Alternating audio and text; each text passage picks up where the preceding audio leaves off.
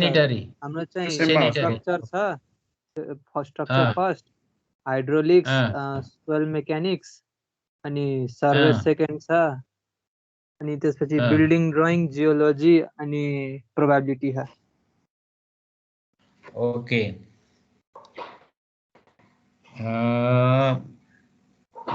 जस्तो हाइड्रोलिक्स पढ्दाखेरि चाहिँ जियोलोजी पनि पढ्ने जियोलोजी र बिल्डिङ ड्रइङ चाहिँ सजिलै छ सर जेनरलमा बोकेर पढ्ने पनि त्यसलाई भइन्छ होला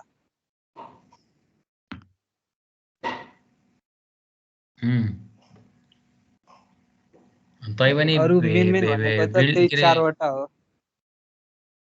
जियोलोजीमा पनि फेल भएको धेरै नि पहिला पहिला रेकर्ड हेर्दा हुन त हो सजिलो छ भनेर छोड्ने होइन सजिलो छ भनेर छोड्ने होइन त्यो सब्जेक्ट पनि इम्पोर्टेन्ट नै हो तपाईँले एसएमएस छोड्नु भयो छोड्न त छोडे तर जम्मा 2-3 जनाले हेर्यो ए अँ अरु सब अफलाइन छन् जस्तो छ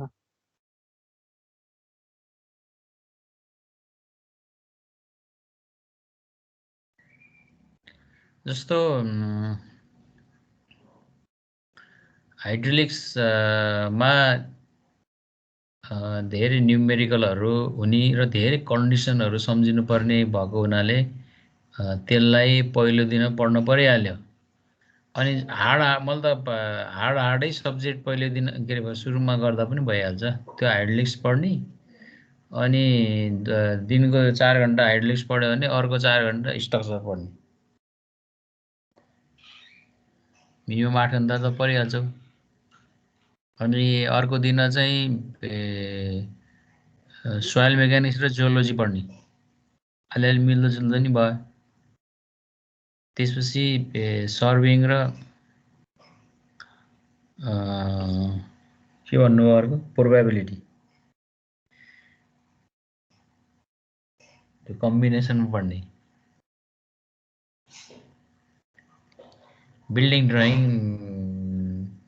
अब यो के अरे बिल्डिङ ड्रइङ त यसो सधैँ 15-20 मिनट हेरिराख्ने सबै दिन रेगुलर यो पछि यो गर्ने हो यहाँ यो गर्ने हो भन्दै त्यसरी पढ्नु पर्यो अनि एक दिन पोखरा आउने बेला 1-2 दिन डिस्टर्ब हुन्छ फेरि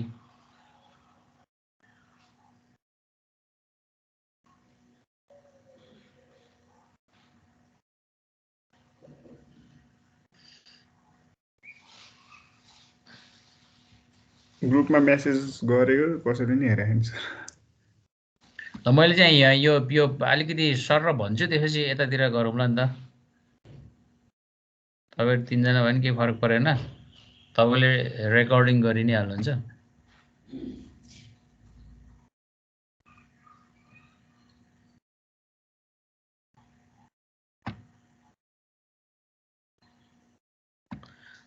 न्युज हेरेको जताततै पहिरो गयो मात्रै भने तपाईहरु बाटोमा सजिलैसँग आउनलाई नि गाह्रो हुन्छ कि त्यही त सर यस्तो बेलामा कसरी आउने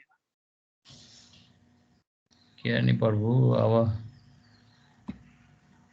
नेपालको विशिष्ट श्रेणीको युनिभर्सिटी भो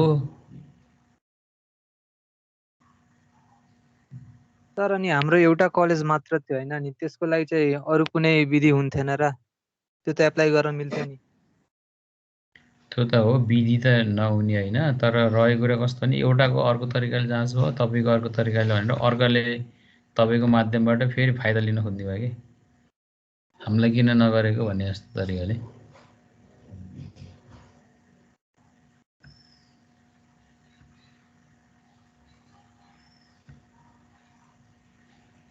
बरु फिफ्थ भएर फोर्थ गरेको भए हुन्थ्यो होला सर हामीलाई त फिफ्थ पनि आधा आधा फोर्थ पनि आधा आधा हुने भयो ठिक छ नातिनुहोस् यस्तै हो कहिले कहिले पेन्डेमिकमा शरीर ज्यान जोगाउने ठुलो कुरा हुन्छ अब पढाइ पनि अलिअलि जोगाउनु पर्ने बाध्यता भएर मात्रै हो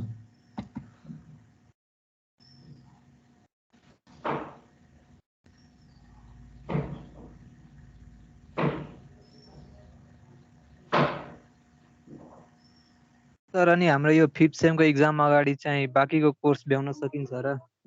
त्यसमा त एसेसमेन्ट प्र्याक्टिकलहरू सब हुन्छ नि त, फेरि 20 दिनमा भ्याइन्छ र? खोइ अब अरू विषयको कसरी गएको छ होइन। अब मैले मेरो कुरा गर्ने भए मैले गर्दाखेरि सम्भवतः अब मैले पनि स्लोली नै पढाएको, तपाईँलाई त्यो स्लो जस्तो लाग्दैन पढाएको? कस्तो लाग्छ तपाईँहरूलाई? ठिकै लाग्छ सर। फास्ट पढाएन मैले। ओके, जस्ट म तपाईँलाई यो दुईटा इन्फर्मेसन दिएर अनि एकैचोटि युट्युबमा लान्छु होइन। अनि लगभग तपाईँलाई यो थाहा हुन्छ। अनि मेरो रिक्वेस्ट कस्तो भन्दाखेरि कङ्क्रिट सिद्धियो भन्ने खालको हिसाबमा एउटा ड्युरेबिलिटी भन्ने धेरै लामो च्याप्टर होइन, त्यो तुरुन्तै सिद्धिन्छ होइन। त्यसमा फेरि धेरै कुराहरू पहिल्यै सुनेका पनि छौँ हामीले। अनि तपाईँले शुक्रबार यसो बेलुका पख झ्याउलाको बेलामा मलाई टाइम दिनुभयो भने अनि हामी न्युमेरिकलहरू मात्रै फोकस गर्थ्यौँ मेसनरीको, त्यो लाइभ गरौँला फिजिकल क्लासमै। अनि अर्को कुरा भनेको कस्तो भन्दाखेरि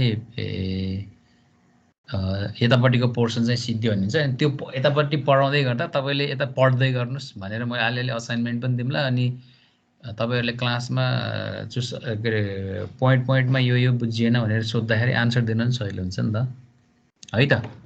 त्यो एउटा एरेन्ज गरिदिनु भयो भने भोलि बेलुका पख गरे नि हुन्छ। ल म सानो म यसमा सुरु गरेँ है। ऊ भएको छ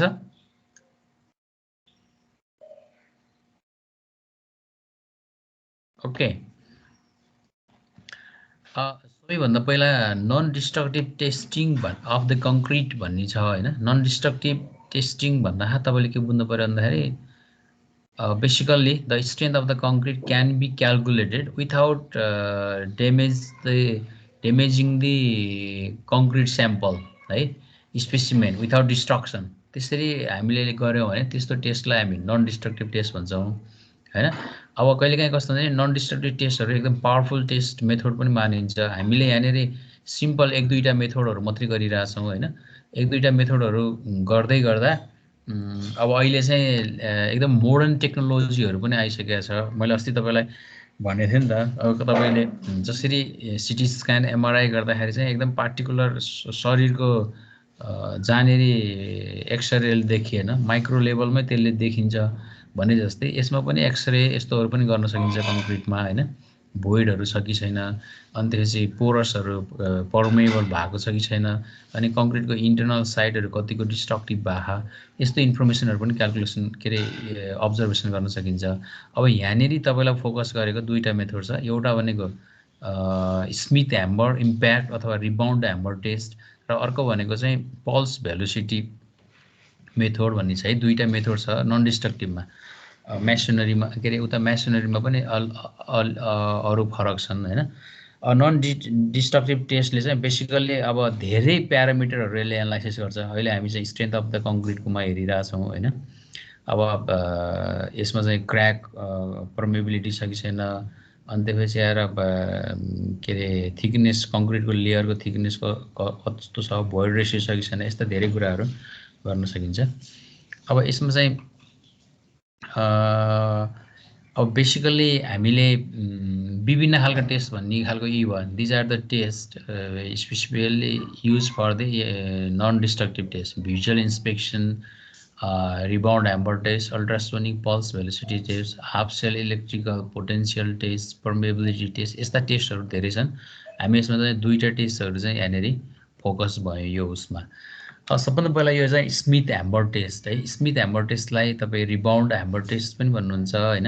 अब यसमा चाहिँ कस्तो छ भने यसको यो इन्स्ट्रुमेन्टको हिसाबमा हेर्दाखेरि चाहिँ यो इन्स्ट्रुमेन्ट चाहिँ यहाँनिर एउटा प्लन्जर हुन्छ। यो प्लन्जरलाई चाहिँ तपाईँसँग यहाँनिर रिलिज बटन हुन्छ, यसले कन्ट्रोल गर्छ। हजुर स्क्रिन सेयर भएछ र मेरोमा देखाइराख्नु। ए हो र? हजुर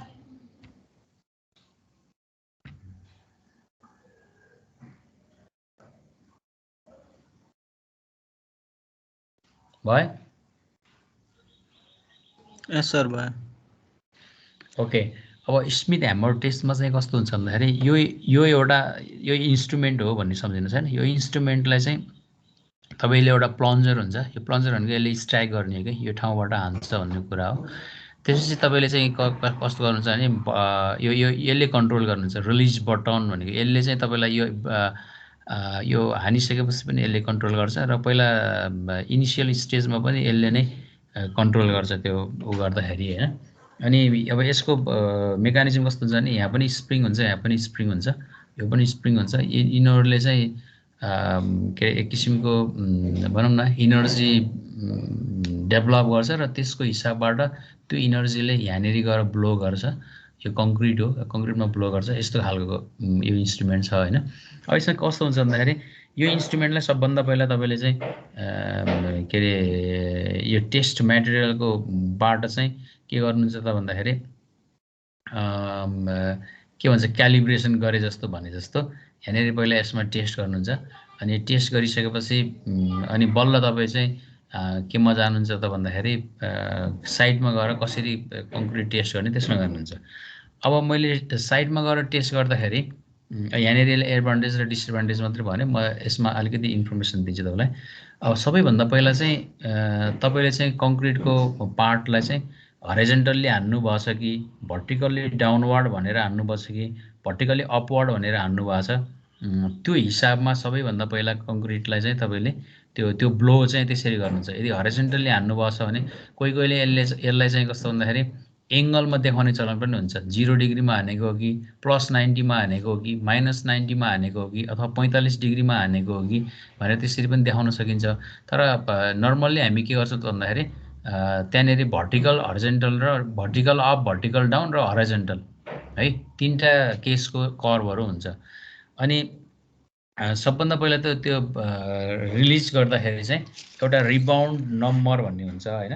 त्यो अब एउटा टर्मिनोलोजी लेख्नु छ, the distance travel by the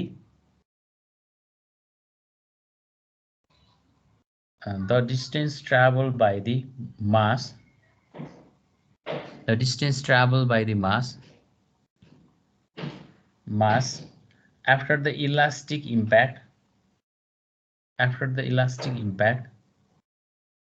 expressed as the percentage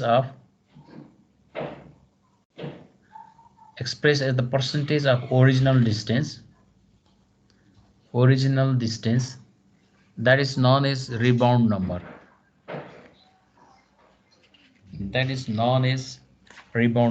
अब त्यसमा रिबाउन्ड नम्बर भन्ने आउँछ। अब रिबाउन्ड नम्बर भनेको कसरी भने तपाईँले अब पिलरमा कङ्क्रिट टेस्ट गर्न थाल्नुहोस् भने पहिला पिलरमा जानुहुन्छ। पिलरमा गएपछि पहिला तपाईँले कहाँनेरि अब यसो हेर्दाखेरि तपाईँले चाहिँ कसरी डाटा लिने भन्ने हिसाबमा चाहिँ पिलरको कुन लोकेसनमा तपाईँले लिने हो त्यो लोकेसनलाई इन्डिकेट गर्नुहुन्छ।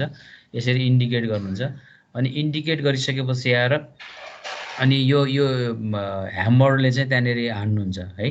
हानिसकेपछि अब कुनै बेला के भनिन्छ भने मिनिमम 3टा अथवा म्याक्सिमम 6वटा स्याम्पल लिने, त्यो 6वटा स्याम्पलको एभरेज लिने भन्ने चलन पनि छ हैन।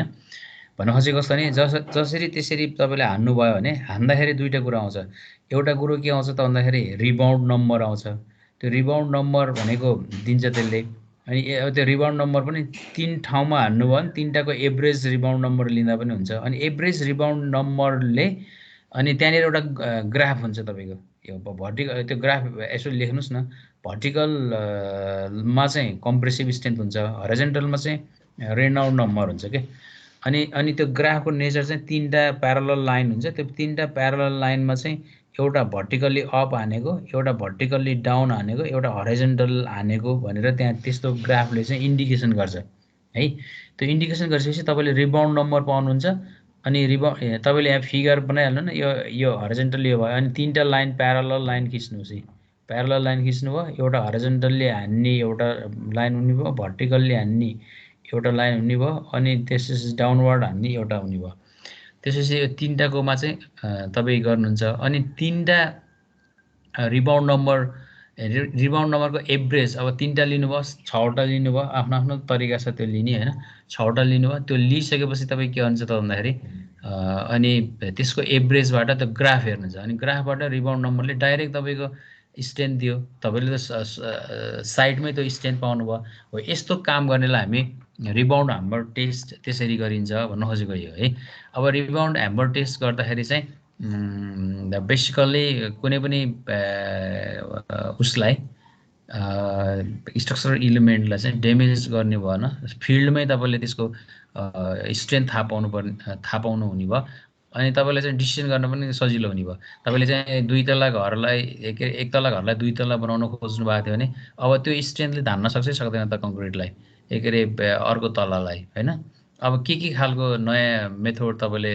गर्नुपर्ने हो त कहिले रेक्टोफिटिङ भन्ने वर्ड युज गर्नु सुन्नु भएको छ यस्तो इन्फर्मेसनहरू त्यहाँनेरि दिन सकिन्छ अब यो अल्ट्रासोनिक पल्स भेलोसिटी भन्ने छ अर्को है अब यहाँनेरि अल्ट्रासोनिक पल्स भेलोसिटीमा चाहिँ अब एकैचोटि फिगरबाट जाउँ अरू कुरा केही पनि छैन यहाँनेरि तपाईँको के हुन्छ त भन्दाखेरि दिस इज योर कङ्क्रिट हो अब कङ्क्रिट भइसकेपछि तपाईँसँग यहाँनेरि ट्रान्समिटर हुन्छ हैन ट्रान्सड्युसर ट्रान्समिटर भयो यहाँनेरि रिसिभर ट्रान्समिटर हुन्छ अब यहाँनेरि डिस्प्ले हुन्छ यहाँनेरि चाहिँ पल्स भेलोसिटी अथवा पल्स टाइम भनौँ न यहाँ टाइम मेजरमेन्ट गर्नुहुन्छ तपाईँले अब यहाँनेरि कस्तो भने तपाईँले अब सबभन्दा पहिला यो के अरे रिसिभर ट्रान्सड्युसर भन्ने वर्ड युज गरिन्छ रिसिभर ट्रान्सड्युसर अथवा ट्रान्समिटर र अर्को चाहिँ यो ट्रान्समिटर यो दुईटालाई तपाईँले के गर्नुहुन्छ भन्दाखेरि यो कङ्क्रिटको दुईटा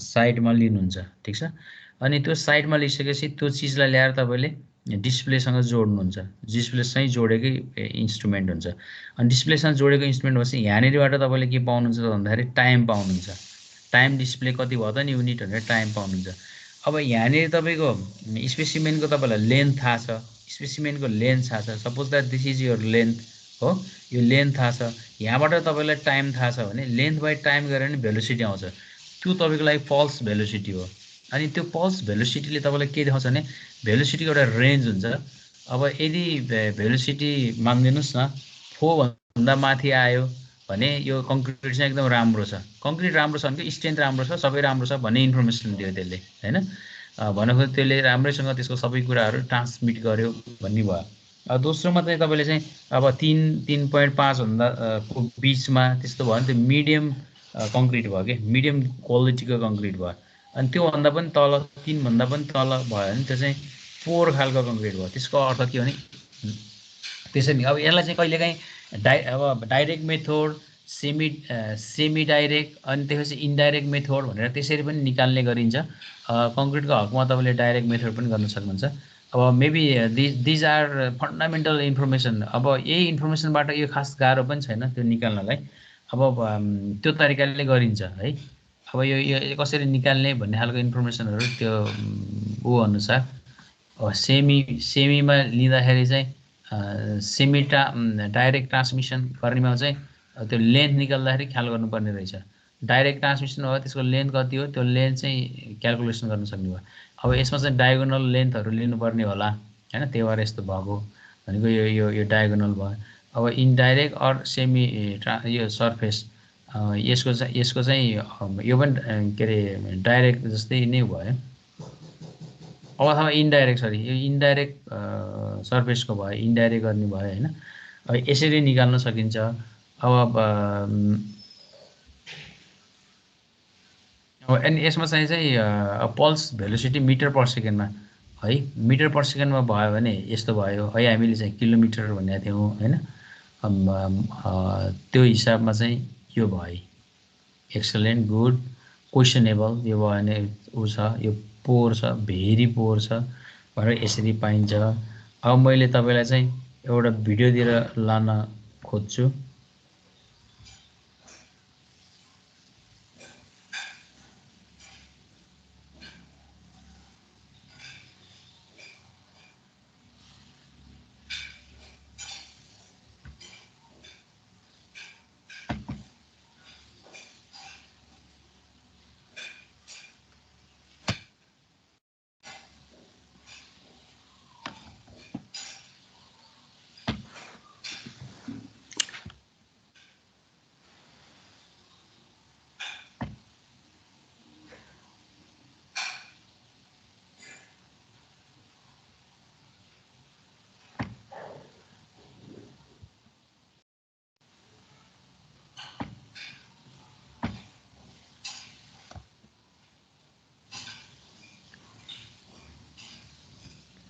यो अहिले देखाएको थिएँ त्यही भएर हो के अरे आउँदो रहेछ कि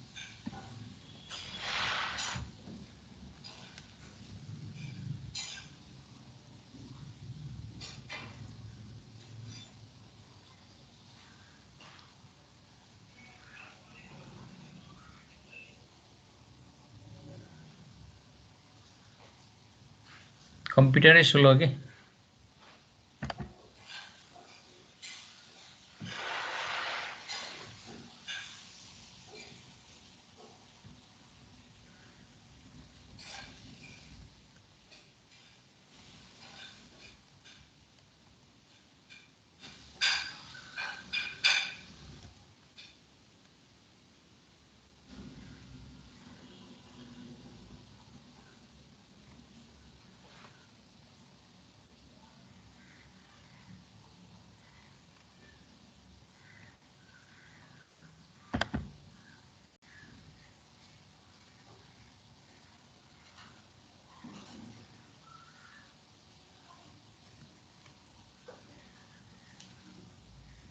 हेलो दोस्तों, स्वागत है आपके अपने चैनल से यूट्यूब पे।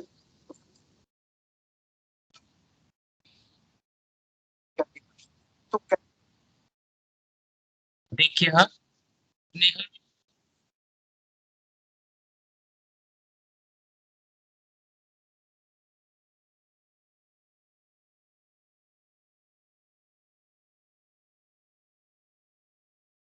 थाहा छ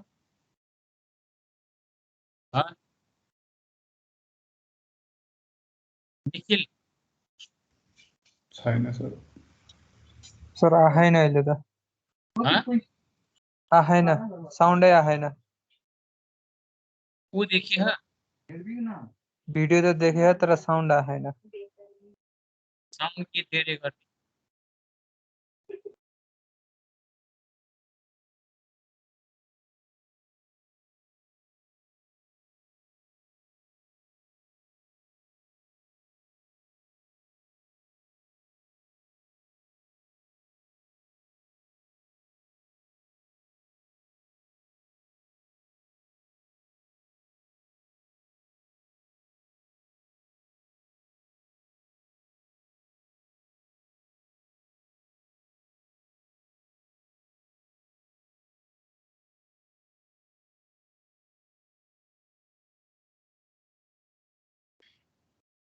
आसेन रे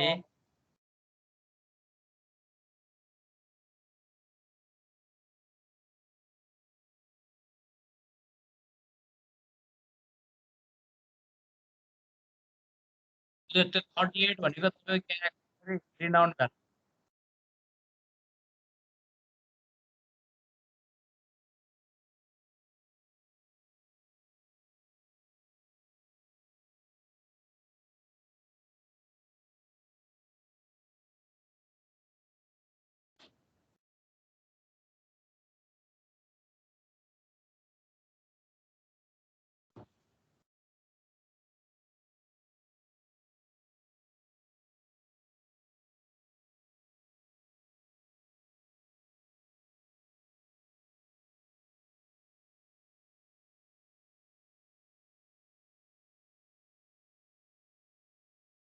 अस्ति हामीले के गरेको थियौँ रे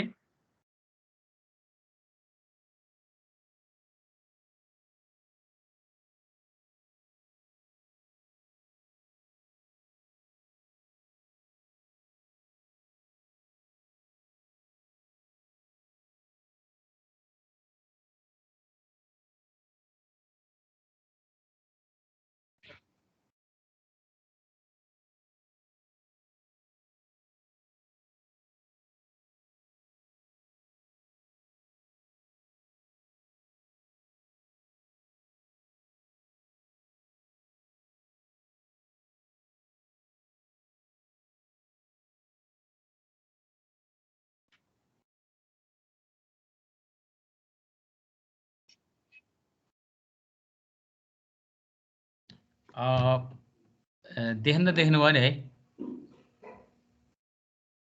के साउन्ड सुनिएन है पुरन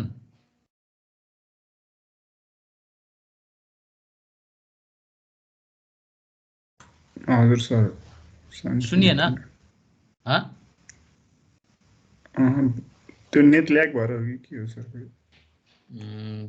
खै बिहान त सुन्यो भने थिएँ। यसमा यस्तो है, अब तपाईँले त्यहाँ देख्नुभयो नि एउटा पिलरमा के भयो त भन्दाखेरि 6वटा पोइन्ट लोकेटेड गर्यो। तपाईँले लगभग त्यहाँ अनुसारको फिगर बनाउनु न। अनि 6वटा पोइन्ट लोकेट गरिसकेपछि अनि उसले के गर्यो त भन्दाखेरि त्यो रेनाउन्ड नम्बरले के एकचोटि ब्लो गर्यो। त्यो ब्लोको तपाईँको नम्बरहरू उसले पायो होइन। अनि त्यसपछि दोस्रोचोटि ब्लो गर्यो, त्यसको रिनाउन्ड नम्बर काउन्ट गर्यो, तेस्रोचोटि गर्यो रिनाउन्ड नम्बर काउन्ट गर्यो। अनि त्यो काउन्ट गरिसकेपछि उसले के गर्छ त भन्दाखेरि त्यसको एभरेज लिन्छ। एभरेज लिएपछि एभरेज रिनाउन्ड नम्बरको चाहिँ अनि उसले कर्भ हेर्छ क्या, त्यो एभरेज रिनाउन्ड नम्बरले कति भ्यालु दिन्छ भनेर कर्भ हेर्छ होइन। अनि त्यो कर्भमा चाहिँ भर्टिकलमा के अरे कम्प्रेसिभ स्ट्रेन्थ, हरिजोन्टलमा रेनाउन्ड नम्बर हुन्छ। अनि त्यो रेनाउन्ड नम्बरको करेस्पोन्डिङ अब जस्तो तपाईँको 25 मेगापास्कल आयो कि 30 आयो कि 35 आयो कि, त्यसरी त्यो भ्यालुहरू डाइरेक्ट क्यालकुलेसन गर्न सकिन्छ कि। त्यसलाई चाहिँ हामी चाहिँ रिबाउन्ड ह्यामर टेस्टको आधारबाट लिन सक्छौँ। मिनिङ त्यही नै हो है। त्यो ग्राफ हेर्ने चाहिँ एउटा कुरा छ। अब यसले के गर्यो अहिलेको केसमा के गर्यो त भन्दाखेरि रेनाउन्ड नम्बरकै आधारबाट पनि के अरे क्वालिटी चाहिँ पत्ता लगाउन सकिन्छ भन्ने खालको भयो कि। जस्तो यदि कुनै पनि 40देखि माथि भयो भने एक्सलेन्ट, 30देखि 40 भयो भने गुड भनेर त्यसरी त्यो रेनाउन्ड नम्बरको आधारमा पनि लिन सकिन्छ भन्ने खालको तरिकाले गर्यो। तर हामीले चाहिँ कम्प्रेसिभ स्ट्रेन्थै निकाल्नुपर्ने हुन्छ साइडमा, त्यो समस्या छैन है। भनेपछि यो रेनाउन्ड नम्बर अथवा स्मिथ ह्याम्बर अथवा इम्प्याक्ट ह्याम्बर भनेको त्यही हो। भनेको साइटमै गएर के अरे कुनै पनि स्ट्रक्चरल इलिमेन्टलाई ड्यामेज नगरिकन कङ्क्रिटको कम्प्रेसिभ स्ट्रेन्थ निकाल्न सक्नुहुन्छ। निकाल्ने जुन प्रक्रिया छ त्यसलाई हामी स्मिथ ह्यामर भनिन्छ। र अहिले यो धेरै नै प्रयोग गर्ने चलन पनि छ। र अब अहिले त डिजिटलै पनि आइसकेको छ। डिजिटलमा तपाईँको त्यो ग्राफ पनि हेर्नु पर्दैन, एकैचोटि भ्यालुहरू दिन्छ। अनि फेरि नम्बर अफ डेटाहरू एकैचोटि हेर्न पनि सकिन्छ। उही तपाईँले थेरोलाइट के अरे टोटल स्टेसनबाट डेटाहरू कलेक्सन गरेर ल्याएको जस्तोहरू छ त्यहाँ है। यो कुराहरू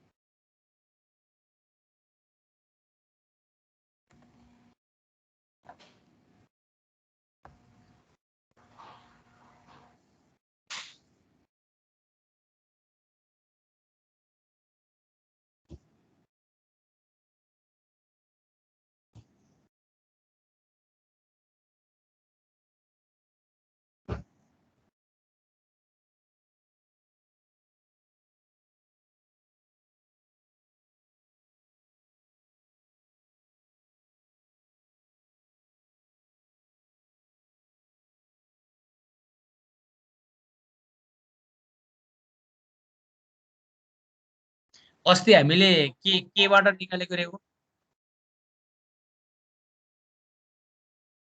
भन्नुहोस् त, अस्ति हामीले के गरेको थियौँ रे साउन्डको लागि कि? हेलो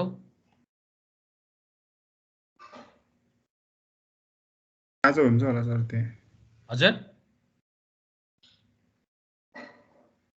अहिले आछ? हेलो भिडियोकै साउन्ड आउँछ होला सर?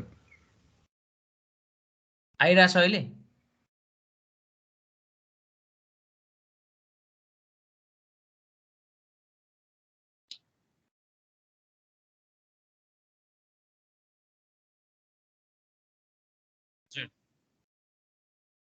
हजुर नमस्कार।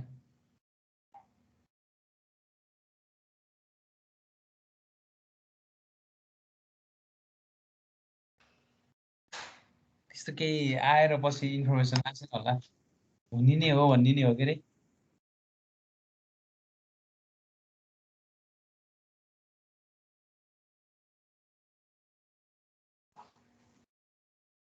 त्यही दिन त्यो एउटा पहिरोले चाहिँ प्रब्लम बनायो तपाईँहरूलाई होइन। त्यो त अहिले भर्खर पनि यहाँ मैले थर्ड इयरको भाइ बहिनीहरूलाई त्यही भन्दै थिएँ, तपाईँहरू कसरी आउनुहुन्छ भनेर। अब सुन्नु न, नोटिस निकालिसक्यो। अब हामीले नोटिससँग मात्रै हो हिँड्नुपर्ने त होइन। तपाईँहरूको प्रब्लमलाई कसरी म्यानेज गर्ने होला त्यही त हामीलाई नि त्यो फिल भइरहेछ क्या। त्यो अब बाटो बाटोमा जहाँ पनि रोकियो है। उम्,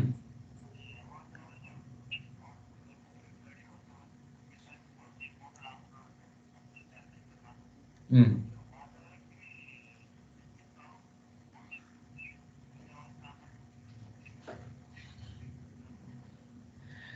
तपाईँको कुरा मैले बुझेँ, तर अहिले त्यस्तो खालको अब यो कन्डिसन त अहिले होइन। त्यसरी उनीहरूले क्याम्पस को हिसाबमा भन्दा पनि आइओईको हिसाबमा उनीहरूले चाहिँ अब नर्मल कन्डिसन गर्न नै सकिने स्थिति हो भनेर बोलाएका हुन् होइन।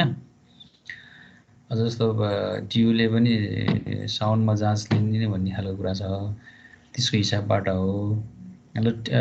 अब अरू कुरा त फेरि अब माथिको जे इन्फर्मेसन आउँछ त्यही अनुसार हामीले एक्ट गर्ने। अहिले हिसाबमा त यो जाँच जसरी लिने भन्ने भयो भाइ।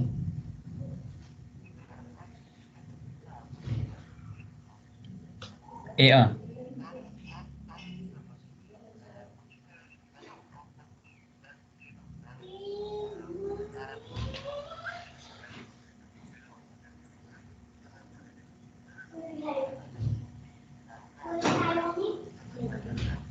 कहिले हो नि त्यो कुरा भएको?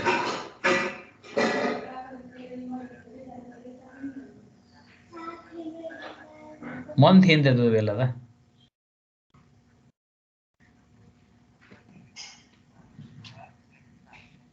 त्यो त्यो सुन्नु न, त्यो त्यो तपाईँले भनेको कुरा ठिकै हो। त्यसमा चाहिँ अझ स्पेसल्ली थर्ड इयरको लागि त्यो ग्याप राख्ने विषयमा डिस्कसन भएको थियो। त्यसमा चाहिँ मैले पनि एकदम स्ट्रङली नै सरहरूलाई 3 दिन ग्याप राखेन भने त स्टुडेन्टहरू मेन्टल्ली प्रिपेयर्डै हुन जाँदैन भनेर 3 दिन राख्न खोजेको त्यो थर्ड इयरको भाइहरूलाई होइन। अनि चिफ सर पनि वहीँ हुनुहुन्थ्यो। त्यसरी एउटा त्यो उनीहरू अन्डरस्ट्यान्डिङमा आएको थिए। यदि त्यो 3 दिन नभएर 2 दिनको राख्न परेको भए के थर्ड इयरको सेकेन्ड इयरको भाइहरूलाई चाहिँ के अरे लगभग लगभग 10-15बाट रुटिन निकाल्थे तिनीहरूले। अनि तपाईँहरूको फोर्थ इयर सिद्धाउने अनि तपाईँलाई पठाइदिइहाल्ने अनि तिनीहरूलाई बोलाउने भन्ने जस्तो प्लान थियो। अब त्यहाँ 3 दिन ग्यापलाई म्यानेज गर्दाखेरि चाहिँ अब सँगसँगै जस्तो हुनुभयो क्या। तपाईँहरू आउने क्रम सँगै हो जस्तो हुने भयो कि स्थिति त्यो हो। अब के गर्ने, यो अब क्रिटिकलै छ। अब हामीले सबै कुरा कन्ट्रोल गर्न नसक्ने एटलिस्ट तपाईँको यो के अरे डब्लुआरसीलाई ट्रायलको रूपमा कार्यविधि बनाऊ अनलाइनको अनि ट्रायलको रूपमा युज गरेर भन्दा पनि मानेनन् तिनीहरू होइन। अरू क्याम्पसकोमा युनिफर्मिटी भन। अब भदौदेखिकोमा त अब एकदम क्रिटिकल भयो भने तिनीहरू त्यसमा पनि जान्छन्, अनलाइनतिर पनि जान्छन् होइन।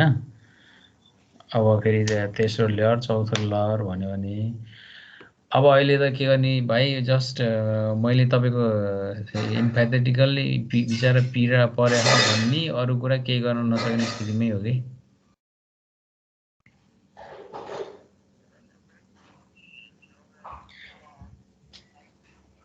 होइन नि, यस्तो त यस्तो नि तपाईँको रुटिन अनुसार तपाईँले व्यवस्थापन गर्ने हो नि। भन्न खोजेको तपाईँ आजै आउनुपर्छ त्यस्तो त हुँदै होइन। जस्तो अब तपाईँसँग अब मेटेरियलहरू सबै घरमा बसेर छन् भने राम्रोसँग पढ्नुहोस्। 2 दिन अगाडि आउनुहोस्, त्यो पनि हुन्छ होइन। सेफ पनि हुन्छ, त्यो पढाइ नै हुन्छ। म त क्लासमै थिएँ, तपाईँको फोन उठाएको हस्। ल सरी है, अब दाइहरूको फोन आइरहेको हुन्छ।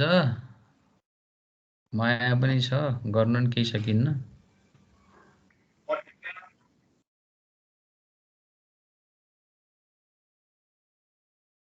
ओके, यहाँ कसरी आयो भन्ने कुरा है।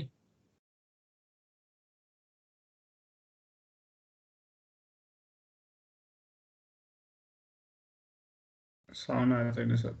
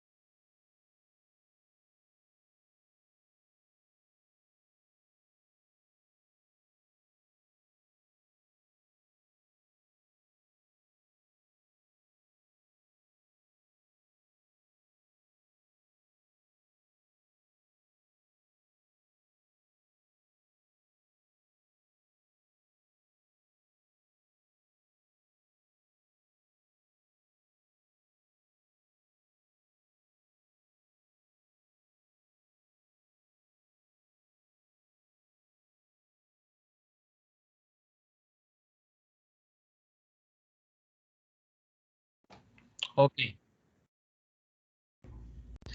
ओके थाहा पाउनुभयो हल्का है।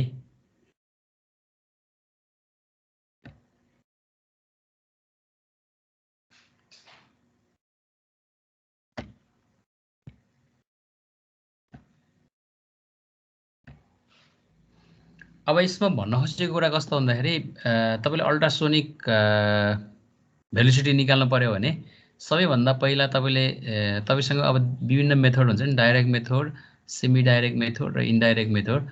सबैको लगभग तरिका एउटै हो। उही तपाईँले चाहिँ रिसिभर र ट्रान्समिटरको कता कता राख्ने, कुन लोकेसनमा राख्ने र त्यसको क्यालकुलेसन कसरी गर्ने भन्ने कुरा नै हो। अब यसबाट तपाईँले चाहिँ धेरै कुराहरू थाहा पाउन सकिन्छ, जस्तो कङ्क्रिटको क्र्याक, भोइडहरू, अनि त्यसपछि आएर त्यो अब सेग्रिगेसनहरू, हनी कप छ कि छैन भन्ने कुराहरू होइन। यदि त्यो कङ्क्रिट चाहिँ सबभन्दा पहिला अब यसको इन्फर्मेसन चाहिँ त्यसरी पाउनुहुन्छ। यसलाई हामी टेस्ट कसरी गर्छौँ त भन्दाखेरि सबैभन्दा पहिला चाहिँ के टेस्ट गर्नुहुन्छ भन्दाखेरि जुन कङ्क्रिट भनेको तपाईँको M20 हो कि M30 हो कि कुन ग्रेडको कङ्क्रिट हो, त्यसलाई चाहिँ 7 दिन 14 दिन 15 के अरे 28 दिन कतिमा राखेर तपाईँले राख्नुभएको छ, त्यो कङ्क्रिट चाहिँ पहिला बनाउनुहुन्छ ल्याबमा। अनि त्यो कङ्क्रिट क्युब बनाइसकेपछि कङ्क्रिट क्युबलाई चाहिँ के गर्नुहुन्छ त भन्दाखेरि सिम्पली त्यहाँ अघि तपाईँले हेर्नुभयो त्यो पहिला रिसिभर र ट्रान्समिटरको दुईवटा जुन ट्रान्सड्युसर्स भनेर पनि भन्ने गरिन्छ, त्यो ट्रान्सड्युसर्सहरूलाई चाहिँ तपाईँले के गर्नुहुन्छ त भन्दाखेरि कङ्क्रिटको दुईवटा फेसमा टच गराउनुहुन्छ। अनि दुईवटा फेसमा टच गराइसकेपछि तपाईँले चाहिँ अब त्यसको मिनिङ के हो त भन्दाखेरि तपाईँ त्यो पोटेन्सियोमिटर कि के भन्छ त्यसलाई, त्यस्तो त्यो चाहिँ तपाईँले जोड्नुभयो होइन, डिस्प्ले। अनि डिस्प्ले जोडिसकेपछि त्यहाँबाट तपाईँले के थाहा पाउनुहुन्छ त भन्दाखेरि द टाइम, त्यो अब त्यो जुन पल्स भेलोसिटी, नामै त पल्स होइन, त्यो एकदम स्मल फ्र्याक्सन अफ टाइममा त्यो न्यानोमिटरमा भनेको छ नि, न्यानो कि के भनेको छ त, माइक्रो कि न्यानो, त्यो स्मल फ्र्याक्सन अफ द टाइममा के भयो त भन्दाखेरि त्यो के अरे पल्स भेलोसिटी चाहिँ मुभ भयो भन्ने भयो हामीले होइन।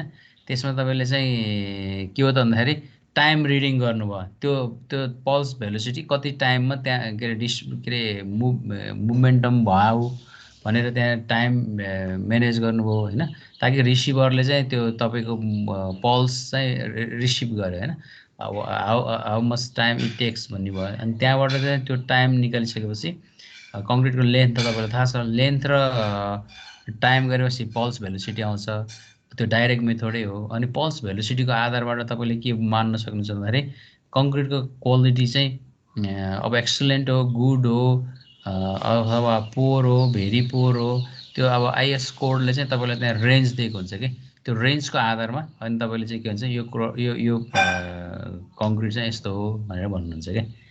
त्यति गाह्रो छैन, यो सम्झिन्छ पनि। ल मैले यति नै हो तपाईँलाई आज टाइम दिन खोजेको होइन। अब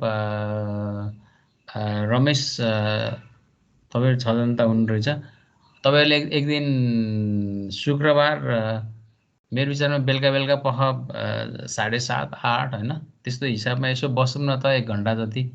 तपाईँले त्यो एरेन्ज गर्नुभयो भने ड्युरेबिलिटी भन्ने पढिन्छ। अनि ड्युरेबिलिटी पढेपछि अनि तपाईँ मस्त आफ्नो तरिकाले अगाडिको विषयहरू पढ्नु होला। अनि हामी चाहिँ हामी चाहिँ वेल विसरै हौँ, राम्रै कुराहरू सुनाउँ के अरे सुनाउँ होइन भन्नाले हामी तपाईँहरू आइसकेपछि फेरि अस्तिको जस्तो विभिन्न कोभिडकै कारणले फेरि जान नपर्ने स्थिति नै होस्, फिजिकल्ली हामी साउन भदौसम्म बस्न पाइयो भने अनि तपाईँको त्यो कोर्स चाहिँ त्यो न्युमेरिकल लाइभ गरौँला। अनि त्यो लाइभ गर्दाखेरि चाहिँ अनि मैले चाहिँ बिचबिचमा तपाईँहरूलाई सानो असाइनमेन्ट जस्तो कङ्क्रिटको दिइराख्छु। अनि त्यो कङ्क्रिटको असाइनमेन्ट दिँदै गर्दाखेरि चाहिँ कङ्क्रिटमा नबुझेको कुराहरू अनि लाइभ सेयर गरौँला। तपाईँलाई मैले एउटा आइएस कोड आफै पढ्नुहोस् भनेर छोडेको थिएँ होइन, त्यो तपाईँले कतिको पढ्नुभयो, त्यो 3टाको कम्पेरिजन गर्ने एउटा न्युमेरिकल दिनुपर्छ अनि तपाईँहरूलाई सबैको आइडिया आउँछ। त्यो भएपछि हामी कङ्क्रिट चाहिँ सिद्धाउँछौँ। कङ्क्रिट सिद्धाउनु भनेको तपाईँको एक किसिमले चाहिँ 60% सिद्धाउनु हो होइन।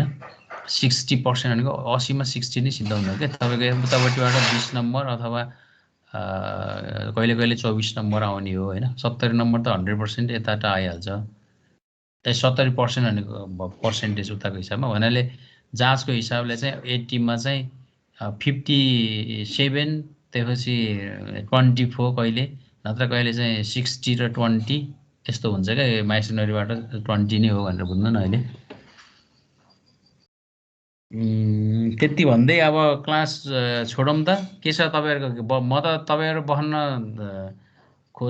टाइम दिनुहुन्छ भने त मैले ड्युरेबिलिटी पनि स्लोली सुरु गरेर सिधाइदिन सक्थेँ आजै सर अनि भोलिबाट त के भन्छ बन्द गर्न भने क्लास रोक्न भने त्यही भएर तपाईँले भोलिबाट बन्द गर्नुहुन्छ बन्द गर्ने हिसाबमा तपाईँलाई पढ्दा पढ्दा झ्याउ लागेको टाइम आएको छु नि तपाईँले बेलुका पख अलिक बोरिङ भएको बेलामा तपाईँको रेगुलर टाइम पढ्ने बेला पढ्नुहोस् उताकै विषय पढ्नुहोस् अनि बेलुका पख 1 घन्टा मलाई दिँदा केही फरक पर्दैन यसरी नै कुरा गरौँला अनि तपाईँले घरिघरि पढ्दै गरेका कुरा पनि सुनाउनुहोस् साथीभाइसँग यहीँ पनि आज हाइडलेक्समा यो टपिक्स पढेँ भन्नुहोस् त्यो पनि हेरौँला हामीले बुझेका कुराहरू पनि सेयर गरौँला के छ र अगाडिको क्लासलाई केही डिस्टर्ब नगर्ने गरी 1 घन्टा दिनु न ड्युरेबिलिटीलाई